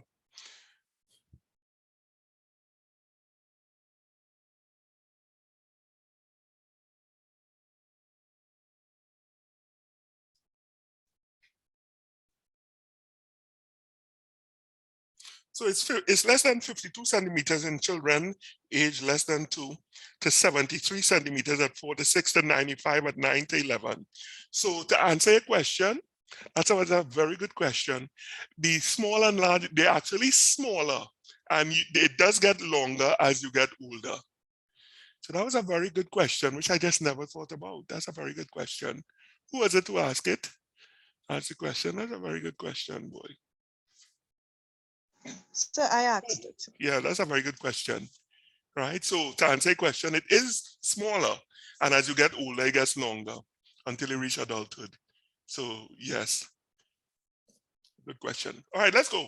You're almost there. What is the highest level of organization in human and what is the smallest? So what is the smallest? Well, it's chemicals. Chemicals make up cells. Cells make up collection of cells related together form tissues. Tissues form organs. Organs form organ systems, and the organ system form the entire human. All right, we got that? So it's chemicals in terms of in order. Chemicals make up cells, the components of the cells. Nucleic acid forms DNA, for instance, right? So you have the chemical proteins. What are the components? What makes up proteins? It's a type of acid. It's not a happy acid, but not a happy acid, but okay, that's a Amino yes, thank you, amino. Kizzy. Yeah, that was a bit of a stretch in terms of my correlation there, but it's an amino acid. So they're made up of and why are they called amino acids? Anybody know? In terms of the components, for a very simple reason. On one part, you have an amine group. So there's a particular structural components that form amines. It's like a grouping, and on the other side, you have an acid group, right? So amine groups, they have nitrogen and hydrogen in them. On one side, usually NH2 and its derivatives, nitrogen and hydrogen. And on the other side, you have a carboxylic group, C double bond OOA, or C carbon and oxygen and hydrogen on the other side. So you have on one side, you have an amine group. On the other side of the molecule, you have an acid group. So they call it, when you join it, amino acid, right? And these amino acids, when they do join in a dehydration type reaction in which water is released, they form. So a chain of these amino acids then form a protein. Yeah. Let's go. So the highest level of organization, and what is the smallest, as we mentioned, the highest is the human, and then human are made up of organ system. Organ systems are made up of organs. Organs are made up of tissues. Tissues are made up of cells, and the cells are made up of chemicals. We mentioned these already, the organ systems. Two major components and their function. Let's still go through them, just for fun. So urinary, bladder, and kidneys regulates water in the body. Is water important for our bodies? In our body? Yes. Why? Why is water important?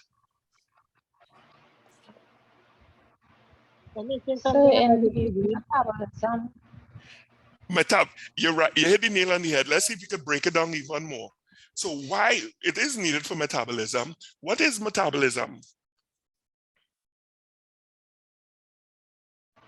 So the chemical process that keeps our body functioning. Yeah. Or the process, or more specifically, the reactions. Right? So chemical reactions take place in the cytoplasm, or the liquid portion of the cell. So if you pull out that water, what would happen? Anybody here like saltfish? Saltfish. A nice, what is the other name for saltfish again? I forget. Bacalao? Buljol, yeah. So you put buljol and onion, tastes good, right? So for saltfish, they take the fish and they salt it. Why do they put salt on the fish? To preserve it. How does it preserve? How does salt preserve fish? Dehydrate the fish. Correct. So literally, right, what you're doing is you're setting up a osmotic gradient. All right. What is osmosis? I forget. Osmosis is the movement of water from its area of what concentration? Always remember high-low. Well, they don't call it high-low anymore. It's massy stores, right? But movement of water from high to low. When you take fish and you pack salt on it, the salt has a relatively low water concentration, whereas inside the body of the fish, or the cell, the muscle of the fish, water concentration is high. So how does water move? It moves from the fish into the salt. So that's why when you're making saltfish, I don't know, where my friend from Toko? Where my friend? Hope? Is Hope my friend from Toko? Who is this here from Toko? I think it's me, sir. Oh, sorry, my bad. Oh, Shanika, you're from Toko. You ever see, I don't know if they make saltfish up there, or I don't know if anybody here, has anybody ever seen them make saltfish? No, okay. So you can look on YouTube. What they do is they literally pack the fish with salt, and then you put it in a dry area. But one of the important things you have to do, you have to keep changing the salt ever so often, because the salt gets wet. It's pulling out the moisture from the fish. So you keep packing it and changing it, until eventually you'll come to a time when the concentration of the salt, or the water concentration in the salt, is the same as that on the inside, and the salt will remain dry. And that is when you know, all right, you've replaced all the water in the cell with salt. And what happens when you remove all the water? remember, somebody quite rightly said, you have these reactions, chemical reactions or metabolism that occurs in the cell, particularly in the watery environment of the cell. So what would happen if you pull out all the water? Will those reactions take place? What do you think? Yes or no? No, sir. No, they stop. And the good thing is, when they stop, that is a good thing, because also when you think about it in terms of preservation, so you're looking at a fish, all right, so the fish is dead, so the immune system of the fish no longer functioning, so therefore bacteria and so on could now multiply rapidly by digesting the tissues of the fish. So they're eating the nutrients, they're breaking down the tissue, and they're eating those nutrients. Yum, yum, yum, yum, yum. So what you actually want to do is to stop that. So one, you're removing some of the nutrients, but more importantly, two, you're also removing the water from those bacteria. Now remember, the bacteria, they also have they have metabolism, or they have these reactions which occur within the cell itself. So if you stop those reactions from occurring by removing the water from the bacteria, would they be able to break down the tissues? No. And remember, when the bacteria, what they do is they break down the tissue, and then when they eat the nutrients, they give off waste. And the waste product is what we associate with, putrefaction or something rotting. That is the waste products of bacteria. So if you stop those bacteria from breaking the tissue down, would you get that smell, or would it, associate it with something rotting? The answer is no. And things just stop. So that's why they salt fish, or salting or pickling is used as preservation, because what it does, it draws the water out from the bacteria, so they can't do their breakdown. They cannot produce those waste products that we perceive as a rotten smell, and therefore things are preserved. Okay. All right. You mentioned organ system, urinary. N, nervous system. Major components, brain and spine function, well, keeps us in contact with our environment. UNS, skeletal. What does the skeleton do? Two things it does.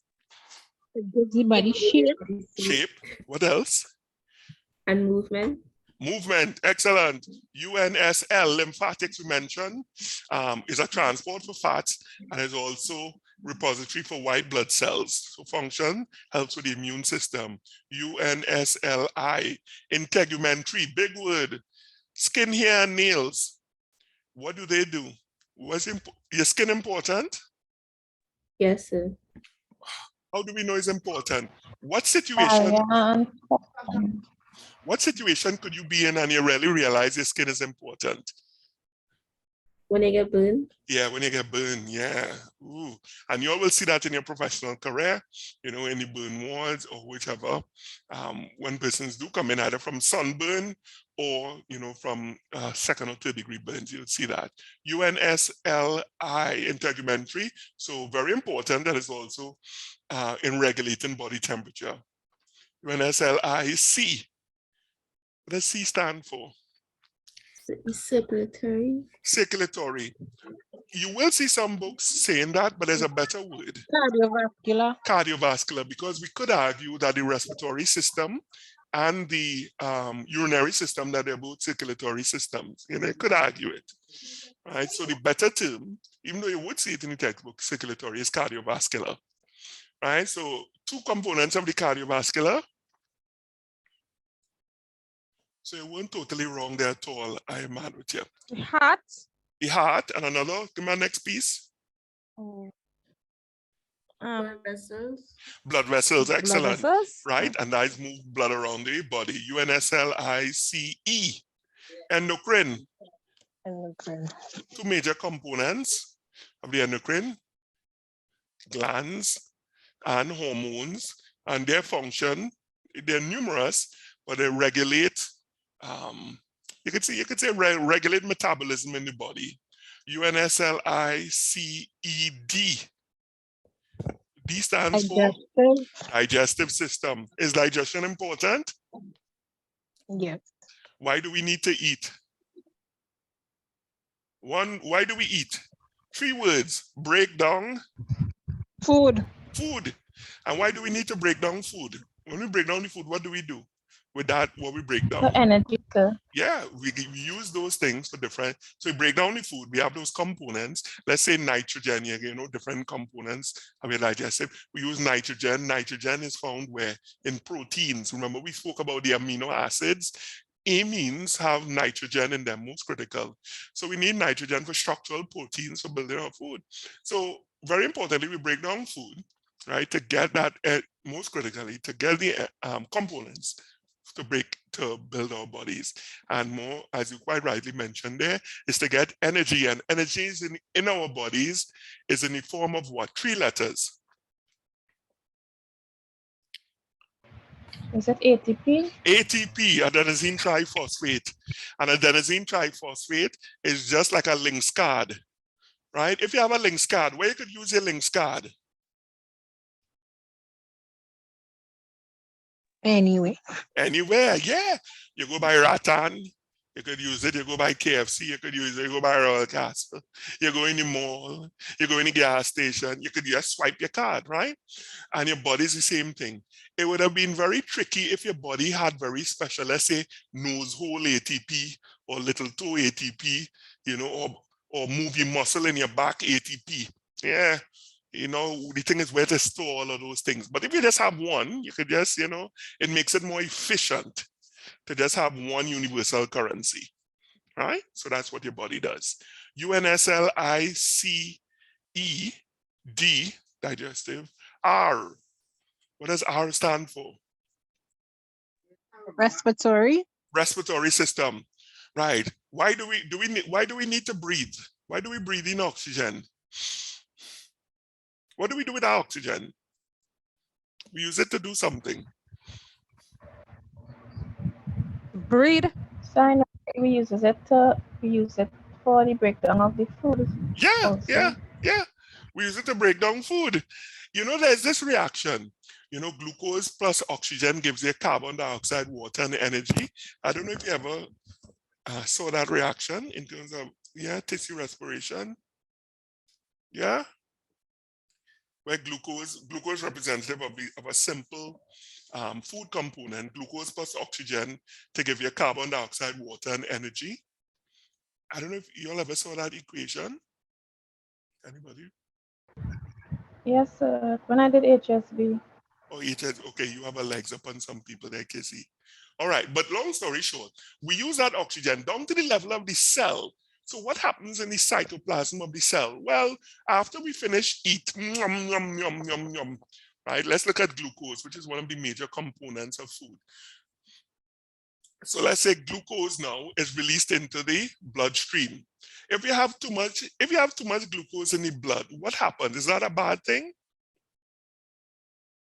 Yes, sir. It has a disease associated with the circulation of too much sugar in the blood. And well, not only in the blood, but in the your circulatory system in that regard, or cardiovascular, well, it relates to the heart. But we think about the circulatory system in terms of the arteries and veins leading away and to the heart. What is the danger? What happens when if that sugar is not removed from the blood and just stays in the blood and it stays in your circulatory system? What happens to those veins and arteries? What could happen? One word beginning with D.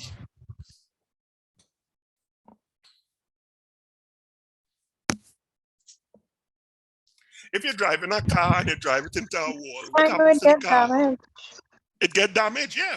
So the thing is, if sugar remains in your blood, it damages the epithelial lining or the inner lining of the blood vessels. And that's a big problem, yeah. So you begin to get irregularities in the structure of the endothelium. All right. And now you could have the formation of plaques. If it's around the heart, it could lead to arteriosclerosis specifically. Then that could lead to heart, blockages. Now you have to look in terms of getting surgery, bypass surgery, if it is involved with the circulation of the heart itself. So you always have to watch out for these things. So when you have sugar in your blood, well, there's something that tells the cells in your body to take up the sugar. And what is that? It's something released by the pancreas. The insulin? Thank you. Yeah. So that's why after you eat a meal, yum, yum, yum, insulin is released. And what the insulin does, it literally tells the cells, okay, look, sugar, good. So open your sugar gates and take in the sugar from the blood. And that's what happens. So all the cells, they open their sugar. Now remember, when you're looking at the circulation, you're looking at, let's say, arteries and veins. Remember, they get smaller, right? So the arteries, they get smaller in terms of arterioles to capillary, a capillary bed. Capillaries are really small, right? They're one cell thick. They're very, very small and tiny. So at the level of the cells, insulin instructs them to open their sugar doors or sugar gates. So they open the sugar gates, sugar goes into the cell. And what happens at the level of the cell to that sugar? Well, it's a process known as the breakdown of sugar. So if cutting sugar is known as lysis, what do you think that process is called? Cutting sugar. So sugars are really, glucose is a major component and is something lysis. Glycolysis or glycolysis, right? So the sugar, you eat your meal, sugar is in the bloodstream. It comes down to the level of the cell from the different, it's leaving the digestive tract. It's traveling along now your arteries, arterioles, capillaries, down to the level of the cell. It reaches the cell. Insulin is traveling along in the bloodstream, telling the cells, open the sugar doors. Open the sugar doors, glucose goes into the cell. At the level of the cell, you have glycolysis. Glycolysis breaks down glucose into varying components. And it does that using oxygen. Oxygen is critical, right? So glycolysis, you have glucose being broken down by a series of reactions. Glucose to glucose 6-phosphate to fructose 6, fructose 1,6-diphosphate, right? And it breaks it down. And in so doing, it releases ATP.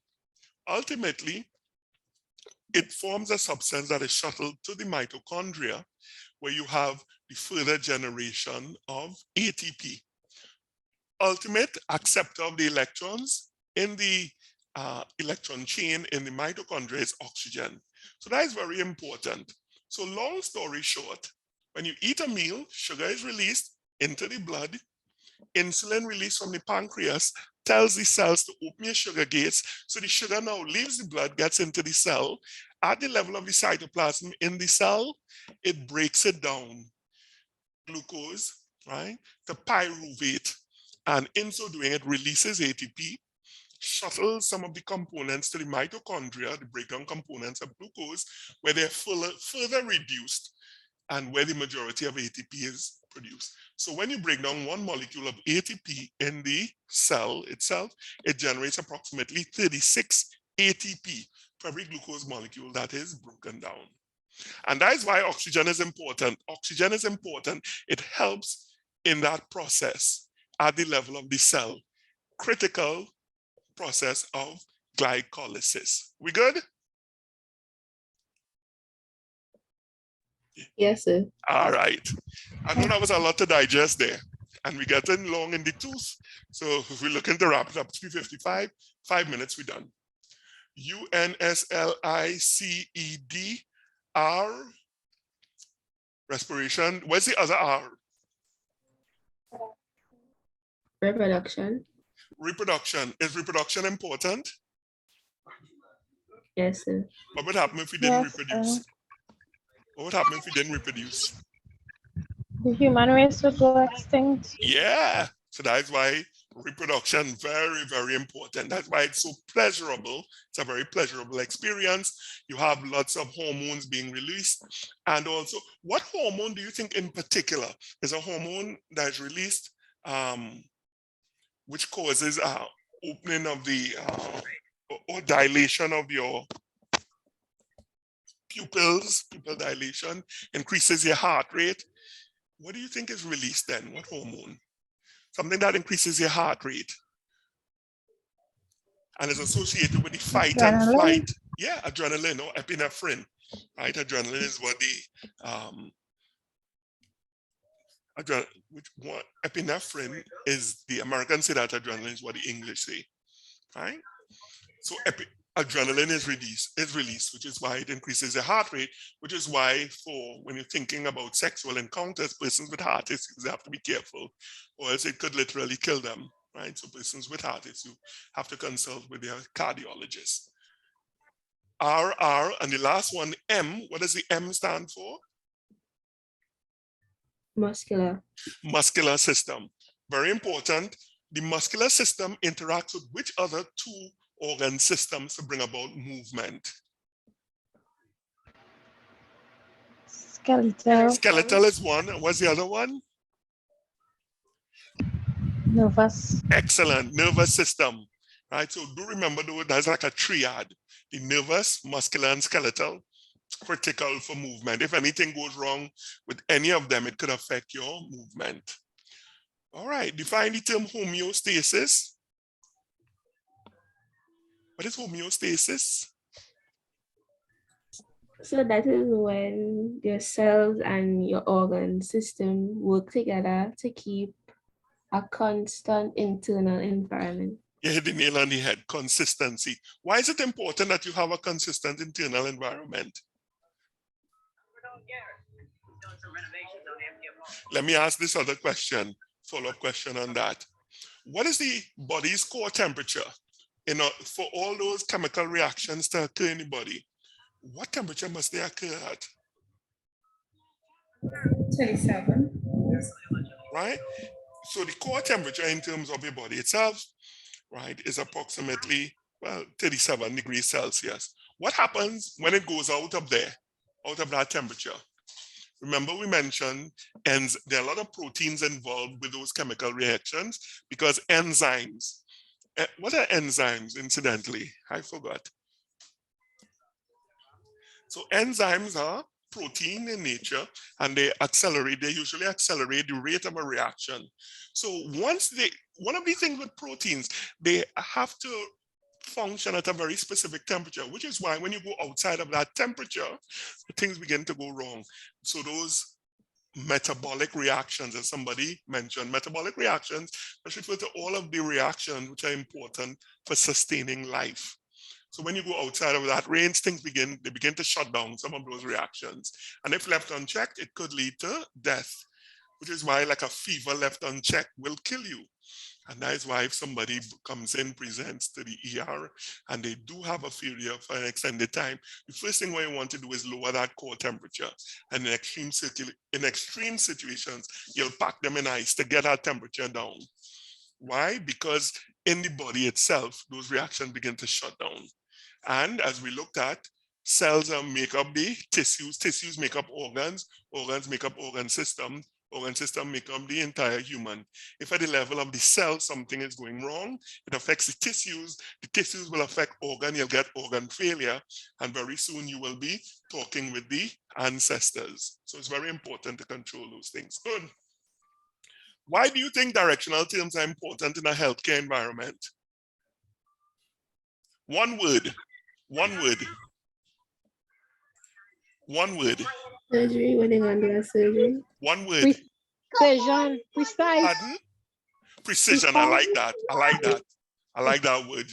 Precision. Yeah.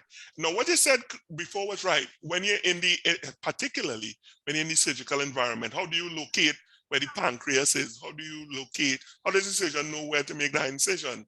They look for certain markers as related to the ribs, for instance, and that's very important to know those directional terms, right? So very good there. But if you want, it's just for precision. List 6 common body regions, right? Anybody got that one? The thing like I had like umbilical, the navel, carpal, the hand. I remember all of those. Abdominal, cervical, the neck. Well, not only neck, you also have a cervix, as you know. Where else do we have a cervix? Well, actually, women have 2, males have 1. Yeah, so you do have the cervix, as you quite rightly said, women have a cervix, and it becomes more important, of course, during childbirth, in terms of the cervix, but it also refers to the opening, yeah, in the neck, right? The cervix. So cervix actually means opening. Go ahead. Abdominal. The Stomach. abdominal, right? So you have the abdominal, the pelvic region, right? So those are the thoracic region. So particularly when you're looking at the vertebra, right? Very good. State and briefly describe the planes of the body. Well, you could know those in terms of the planes of the body itself. So what are the planes of the body? Transverse. Sagittal. Sagittal. Sagittal. Which direction is sagittal? Anybody here? Okay, I don't, all due respect to persons who don't subscribe to the, the astronomy and so on, but anybody here is Sagittarius in terms of the sign? I am Sagittarius. And what's the symbol for Sagittarius? So that's like the half man, half horse with the bow and arrow. Really? Okay, all right, half and Yes, half. sir. Right, That's me thinking about Gemini. oh yeah, I was thinking, you read my mind. I twins, yes. So Sagittarius is half and half. So therefore, when you're looking at a sagittal section, it's half and half. So which direction then would be a sagittal section? So that is the one that comes straight down. It separates the left and the right. So that's the sagittal. So in other words, then the sagittal section, it comes down, if you were looking at it, through your nose, from your skull down through your nose, down through your chin. Yeah, in that's the sagittal plane. And the coronal plane now will be at 90 degrees to that. So a corona refers to a crown. Anybody here drink beers? Okay, don't answer that question. That could be a leading question. For those, when you have time, do look at the label for Corona. There's a beer called Corona, and you'll see it's a crown. It's actually a crown. And when you think about crown, I think about a tiara. And when you think about a tiara, well, the tiara usually goes from, on your head, it goes from one ear, it goes across the tiara. So the all that being said, the coronal section is from one ear to the next in that direction. Okay, and that was it. All right, so I think that's 3. Yeah, it's 4 o'clock, so that's it. Any other questions? Nope. So if you do have any questions, hit me up on WhatsApp. Remember, that's the ideal place to catch me. And on one closing note, don't forget, if anybody would like to be the class rep, just give me an instant message. You will be the person who I'll be liaising with. Should anybody have any issues in the class, you would be the person who they would talk to, and then you communicate with me. And also you would alert me, should I be absent from class or something like that. So on that note. So I have a question. Go ahead, Kizzy. While I was reading, I read that the elbow is it proximal to the wrist? The elbow is proximal to the wrist. I wonder if it's proximal, I read, but it's close to the point of attachment. But they said it's elbow to wrist.